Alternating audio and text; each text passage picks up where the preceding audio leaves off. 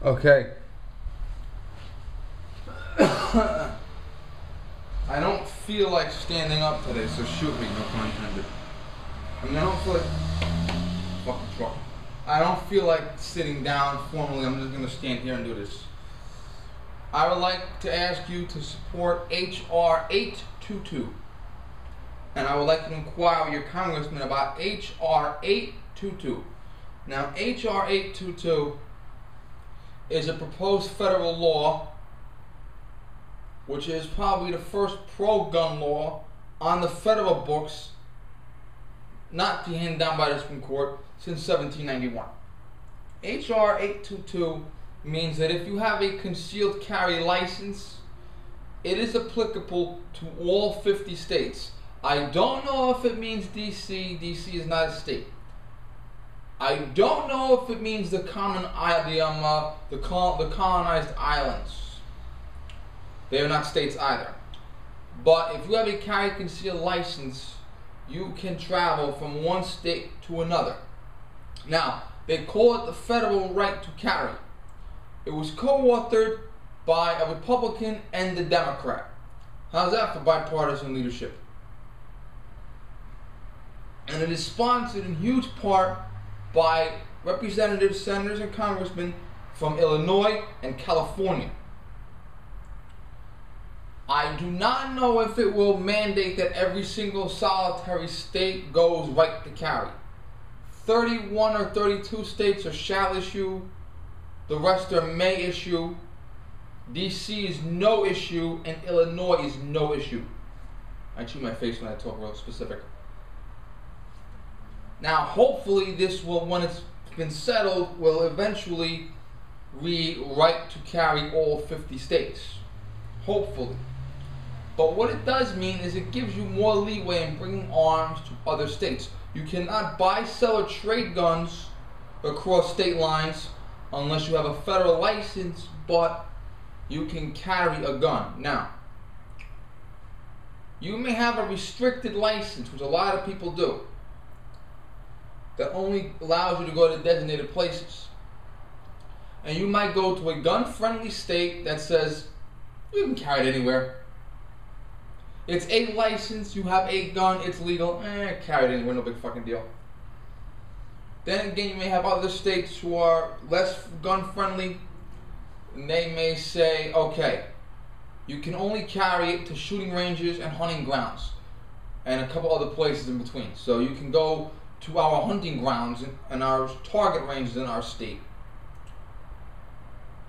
Now, in all seriousness, most states, even the fanatical pro-gun states, do not allow carrying of arms in bars and nightclubs. Yes, they don't. So you would still have to obey the local law. Just like when you go on this federal highway, you have to obey the state speed limit. Okay, well, if you went on vacation to some place, and that some place said, you can carry a gun anywhere you want in this state except the bar, or except the place that sells alcohol. You can carry your gun to that state and use it as a hotel defense gun. You have a home defense gun, hotel rooms, condos, summer beach houses, they can get invaded too. So it would be your home defense gun travel version. You have a travel toothbrush, you have a travel shaving kit, you have a travel video game system, you have a travel computer, now you have a travel gun. You can bring the gun across the state line, and maybe you rented a summer beach house, and your weapon of choice is a shotgun. I don't expect you to carry a shotgun concealed like a fucking lunatic, but you could bring the shotgun across state lines and keep it in your beach house. Most hotels have lock boxes or safes in the room. When I was a kid, I used to see hotel safes. You program the safe with a combination, put your valuables in there, close it up. When you leave, they deprogram it and erase the code and put a new one in for the new guy. Excuse me. Turn the volume down. Some hotels allow you to take your room card key and swipe it into the safe to open it. Some hotels give you a physical key, a traditional metal key for your safe. Well, if I go to a restricted state and they say you don't have a right to carry everywhere, I could still bring the gun, put it in the safe, lock it. Under this condition, I might want to be in the room when the maid cleans. I might tell the maid clean in front of me, and then let her leave, and then say do not disturb and close the door, and then leave with the gun in the safe. And that way when I come home, I have a hotel defense gun. And hotel rooms have been broken into, resorts have been invaded. It does happen. Don't kid yourself. It does happen. And if it's full carry, you can carry the gun concealed. Now, there are a lot of places you may go to, like liquor stores. Most of the time, if you have a carry concealed license, you can carry a gun in a liquor store because you're bringing the liquor out of the liquor store sealed. At a restaurant or a bar, you drink the liquor there. And that's why a lot of places don't like liquor to be served with guns. And I know the story. The armed gunman can come into the bar. I know that story. But, and there's also the beach, okay? The beach could be owned by a private company or the city, state, or county. And they can still tell you yes or no for the gun on the beach. But what are you going to do? You're going to have one guy sit under the umbrella with all the guns while you go swimming and then rotate? I don't know. But this gives interstate traffic carrying a gun a lot more freedom. And I have a cousin in New Jersey. He might want me to go. I haven't been to his house in years, but he might say, Vin, come over to my house and we'll shoot guns. I can go over there and shoot his guns, but I can't bring my own guns to him because we're across state lines. Now I could. It all depends on what they hammer it out and the final thing. Bills and laws go through tens of thousands of changes before they become official law. They make compromises, they do this and that, bullshit, but depending on what the final law will say, hopefully it will pass. It may say every state is right to carry from now on. Period. The Second Amendment now says carry on your person. Well, there are also places you can't go to, like Disney World. And yes, this is a Disney World t-shirt. Now, in 2002, my family is in the Disney Vacation Club. We went in 1998. We first started using the Vacation Club in 1999. In 2002, I got on at Disney World, and there's a whole line of security officers with tables set up. You have no bag, go over there. You have a bag, come over here. And I asked the security guard, I said, since when did this shit happen? He said September 11th. When you go to Disney World after September 11th, which is now obviously, they have security guards with search stations, and they search bags, pocketbooks, belly bags, diaper bags, wheelchairs, baby carriages, scooters, anything that moves, anything that has a bulk in it, they search it.